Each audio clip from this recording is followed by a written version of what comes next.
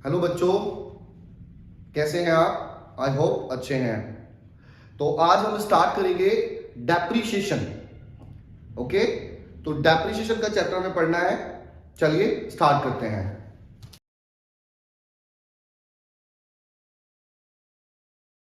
Depreciation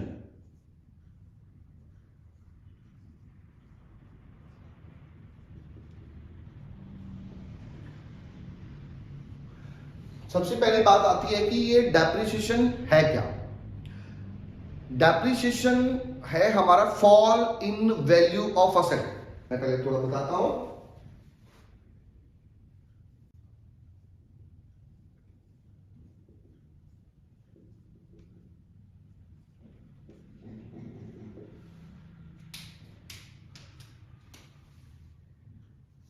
fall in value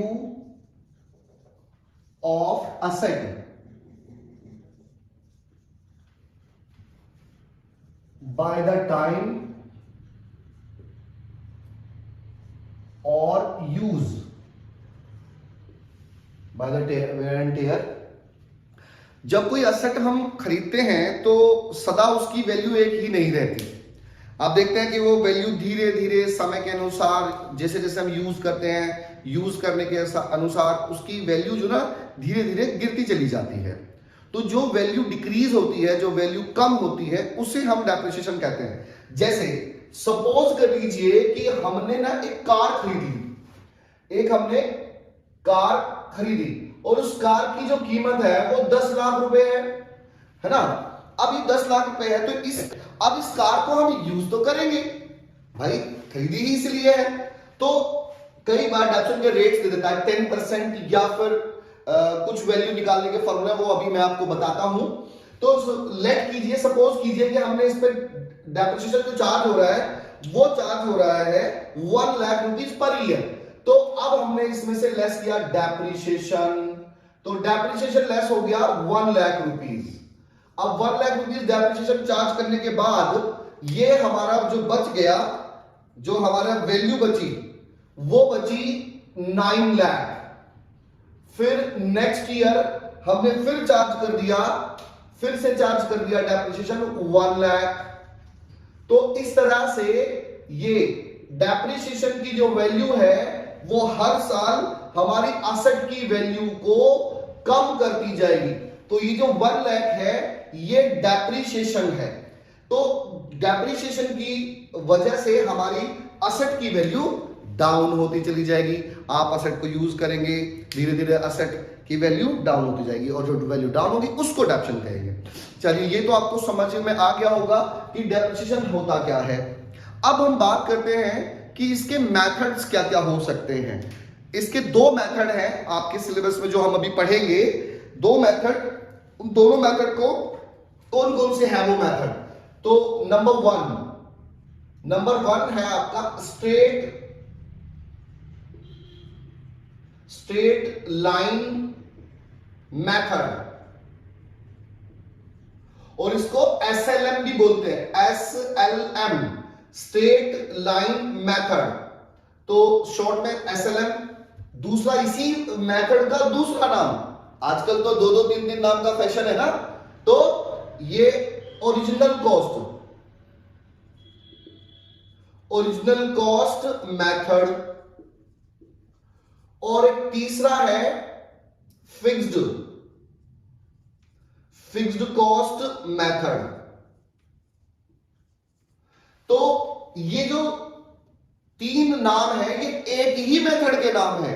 कई बार question में आपको किसी अलग नाम से लिख के दे देता है, calculate the depreciation by the fixed cost method या फिक्स्ड इंस्टॉलमेंट मेथड भी कहता है। तो कई बार आप कंफ्यूज हो जाते हो, तो आपको कंफ्यूज नहीं होना है।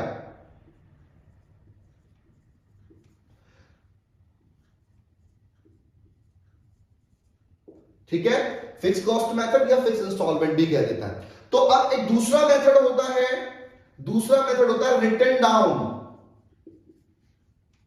रिटन डाउन वैल्यू मेथड,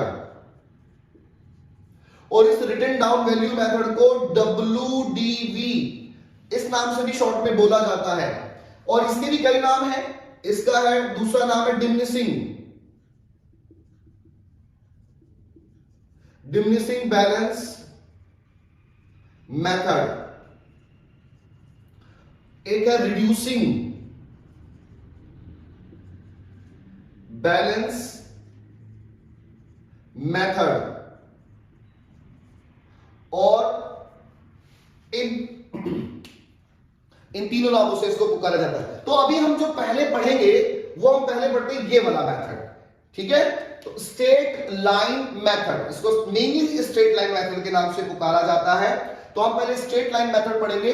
अब स्ट्रेट लाइन मेथड, अच्छा दोनों में मैं एक बार डिफरेंस बता दूं आपको कि इसमें उसमें डिफरेंस बहुत ज्यादा मेजर डिफरेंस नहीं होता है। अभी जैसे कि हमने ये देखा कि ये जो हमने किया ये था एसएलएम से, एसएलएम यानी कि स्ट्रेट लाइन मेथड से, और यही अगर हमारा रिटन डाउन वैल्यू मेथड से होता है तो क्या करेंगे, देखिए कार की वैल्यू 10 लाख और उसमें से डेप्रिसिएशन चार्ज किया 1 लाख, तो बचा कितना 9 लाख, ठीक है जी। अब एक्चुअली में मैंने क्या किया था, इसका 10% ये कैलकुलेट किया तो इसका 10% आ गया, ये 9 लाख बचा। अब फिर दोबारा जो डेफिनेशन में चार्ज किया वो 1 लाख ही किया, यानी कि यहां पे भी 1 लाख, यहां पे भी 1 लाख, जो इसी का। लेकिन इसमें क्या करना है, इस 10% नहीं कैलकुलेट करना है, तो 9 लाख का 10% कैलकुलेट करेंगे तो वो आएगा 90,000 और ये बचा 8 लाख 10,000, और यदि फिर से भी डेप्रिसिएशन चार्ज करेंगे तो 81,000, यानी कि इसका 10%। तो देखा जाए तो डेप्रिसिएशन हर बार रिड्यूस हो रहा है, कम हो रहा है, रिटन डाउन हो रहा है, और जबकि इसमें कम नहीं हो रहा है, इसमें डेप्रिसिएशन जो एक बार कैलकुलेट किया वही है, यानी कि फिक्स है, इसीलिए इसका नाम फिक्स इंस्टॉलमेंट मेथड है, फिक्स कॉस्ट मेथड है, स्ट्रेट लाइन मेथड है। हम स्ट्रेट चले जा रहे हैं जो लिया, और इसमें हर बार कम हो रहा है, यानी कि डिमिनिशिंग हो रहा है, रिड्यूस हो रहा है। तो ये मेथड में बस में इतना डिफरेंस है, बाकी सारा प्रोसीजर सेम है। अभी हम पहले करते हैं स्ट्रेट लाइन मेथड को। तो स्ट्रेट लाइन मेथड में हम सबसे पहले पढ़ रहे हैं एसएलएम, स्ट्रेट लाइन मेथड। अब इसके अंदर आपके ना दो मेथड आएंगे, दो मेथड नहीं मतलब दो तरीके की, आपको कह देता है कि मैं अगर ये है तो कैसे करेंगे, तो दो केस कह सकते हैं। तो केस फर्स्ट में कहता है व्हेन रेट ऑफ डेप्रिसिएशन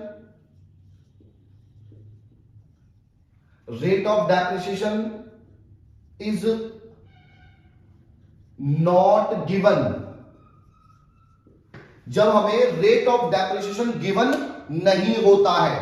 अगर रेट ऑफ डेप्रिसिएशन गिवन नहीं है तो क्या करेंगे, तो इसमें हमें डेप्रिसिएशन कैलकुलेट करने के तरीके होंगे, थोड़ा ध्यान देंगे। तो amount of depreciation per year, amount of depreciation per year equal to total value of asset, और इसमें से लेस कर देंगे स्क्रैप वैल्यू।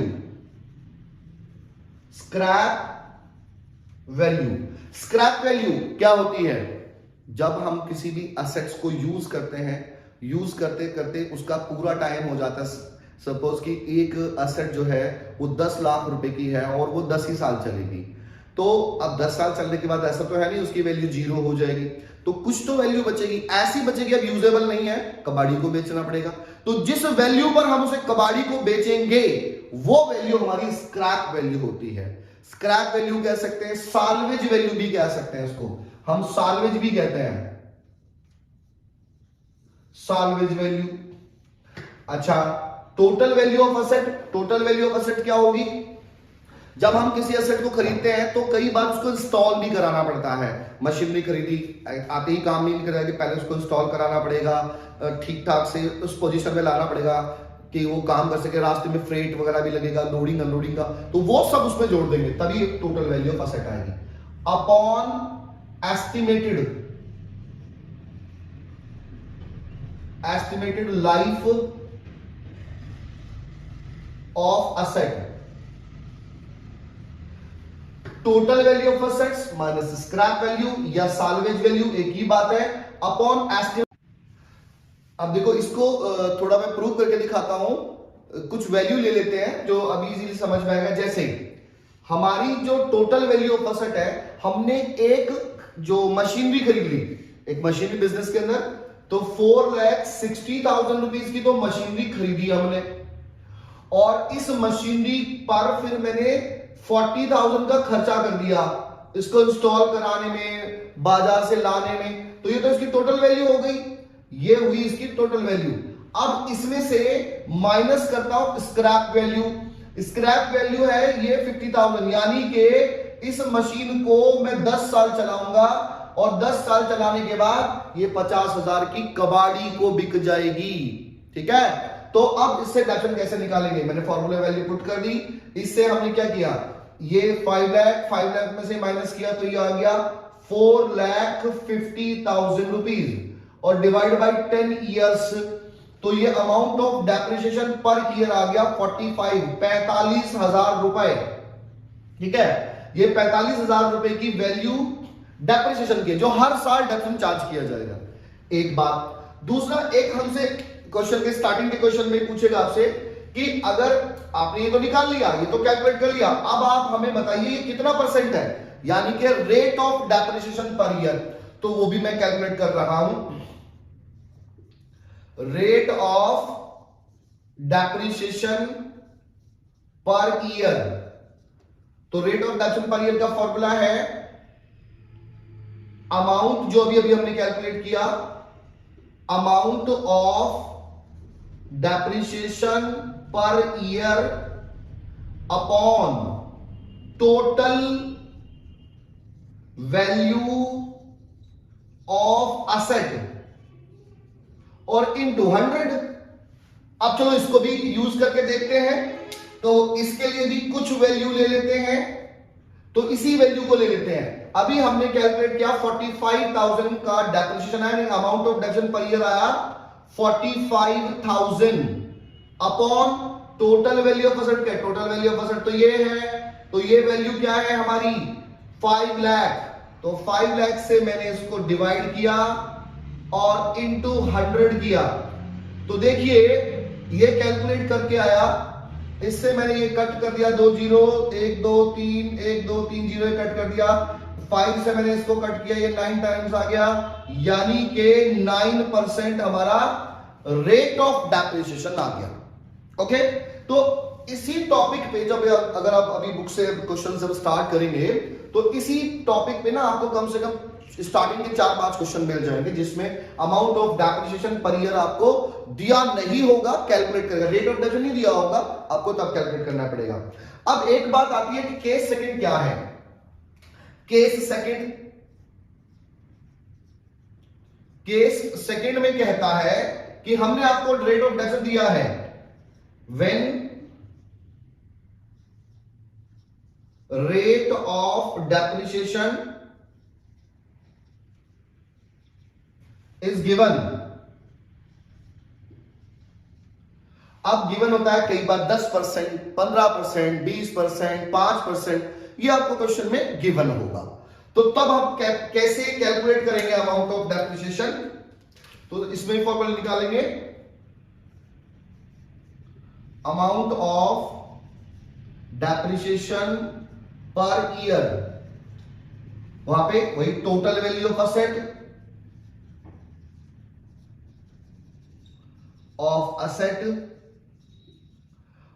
और इसमें ना स्क्रैप वैल्यू का कोई यूज नहीं है, इसमें नहीं है, इसमें तो इनटू रेट जो आपको दिया हो अपॉन 100 कर देंगे। ठीक है, जैसे कि अभी मैं इसको कुछ इसकी वैल्यू ले लेते हैं। अभी जैसे इसकी टोटल वैल्यू जो थी हमारी असेट की, जो वैल्यू टोटल थी जो हमने ये निकाल रखा है, ये 5 लाख है। अब इस 5 लाख को अगर हम कैलकुलेट करते हैं, 5 लाख पे अमाउंट ऑफ डेप्रिसिएशन, 5 लाख का 10% बोल दिया, अगर हमसे कह दिया कि ये 5 लाख है, इसका 10% डेप्रिसिएशन है, तो हम इनटू 10 डिवाइड बाय 100 करेंगे और ये आ जाएगा आपका 50,000 रुपए। फिर ये 45 नहीं आएगा, ये 50 आएगा। यदि 9% निकाल दे तो 45,000 आ जाता। ठीक है, तो इस तरह से हम डेप्रिसिएशन कैलकुलेट करेंगे। फिर से एक बार बताता हूं। सबसे पहली बात, हमारे मेथड दो कौन से? स्ट्रेट लाइन मेथड और diminishing balance method. Straight line method में जो डेप्रिसिएशन एक बार कैलकुलेट कर लिया, अगर इसका 10% है तो हर बार 1 लाख 10 साल तक लगता ही चार्ज हो जाता रहेगा। लेकिन रिटर्न डाउन में क्या है? हर बार डेप्रिसिएशन कम होता जाएगा, यानी कि जो वैल्यू बच के आती है उसका 10%। 10 लाख में से 1 लाख माइनस किया, 9 लाख आया। 9 लाख का 10% निकाला, 90 आ गया। इसको माइनस किया तो 8 लाख 10 आ गया। 8 लाख 10 का 10% निकाल दिया, 81,000। इसको लेस करके जो वैल्यू है उसका, तो ये हमारा रिटर्न डाउन वैल्यू हो गया। अब इसमें सबसे पहले हमने स्ट्रेट लाइन को पढ़ा। स्ट्रेट लाइन मेथड में क्या होता है कि आपको एक बार डेप्रिसिएशन का रेट दे देता है, कभी नहीं देता है। यदि आपको रेट ऑफ डेप्रिसिएशन नहीं दिया हुआ है, परसेंटेज नहीं दिया हुआ है, तो आप क्या करेंगे? ये फॉर्मूला पुट करेंगे, amount of depreciation per year equal to total value of assets minus scrap value upon estimated life. फिर मैंने ये वैल्यू पुट करके आपको सॉल्व किया, करके दिखाया है।